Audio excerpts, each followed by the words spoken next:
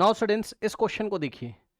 इस क्वेश्चन में हमसे क्या कह रहा है, a solution is prepared by dissolving 0.6 gram of urea of molar mass 60 and 1.8 gram of glucose of molar mass this in 100 ml of water at 27 degree Celsius. बहुत आसान है। अब दो सॉल्यूट है आपके पास, 100 ml ऑफ वाटर में दो solute, एक 0.6 ग्राम ऑफ यूरिया डाला है और दूसरा 1.8 ग्राम ऑफ ग्लूकोज आपने डाला है। The osmotic pressure of the solution, ठीक है, the osmotic pressure of the solution, R की वैल्यू हमें दी हुई है। अब आप मुझे ये बताओ जरा ध्यान से, यहाँ पर क्या हो जाएगा, total osmotic pressure is equals to C1 plus C2 into R into T होगा। अब बताओ C1 कितना हो जाएगा बताइए, concentration of first solution. Concentration हम लोग कैसे निकालते हैं बताइए, moles divided by volume of solution in litre, है ना। तो अगर आप देखोगे तो मोल कितना हो जाएगा, 0.6 ग्राम ऑफ यूरिया है, ठीक।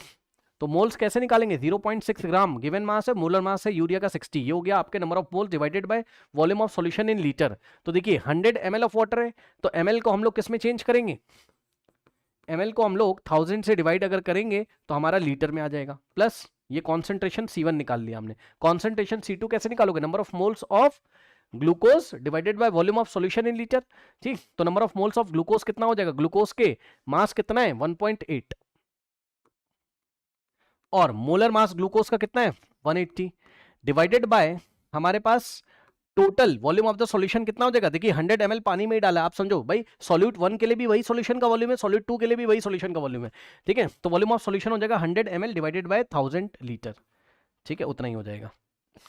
और इनटू में आपका R इंटू टी, और टेम्परेचर कितना है 27 डिग्री सेल्सियस।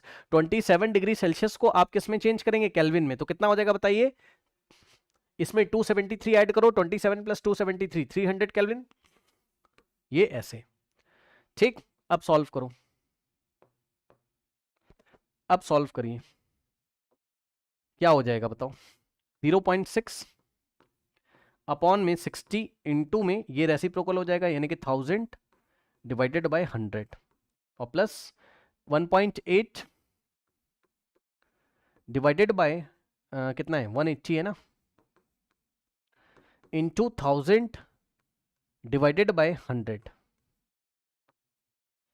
और R की वैल्यू हम लोग लास्ट में रखेंगे इंटू में 300, ठीक।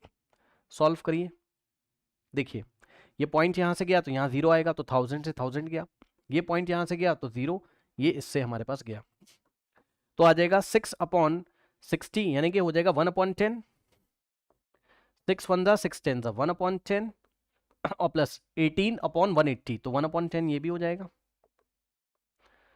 और इंटू में R इंटू में 300, तो यहां से आ जाएगा 1 + 1 2 2/10 इंटू में R इंटू में 300, ठीक।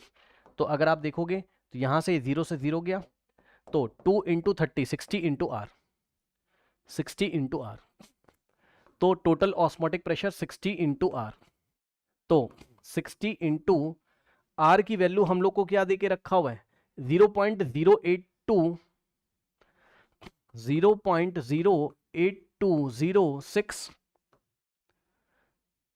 0.08206 है ना, ठीक है।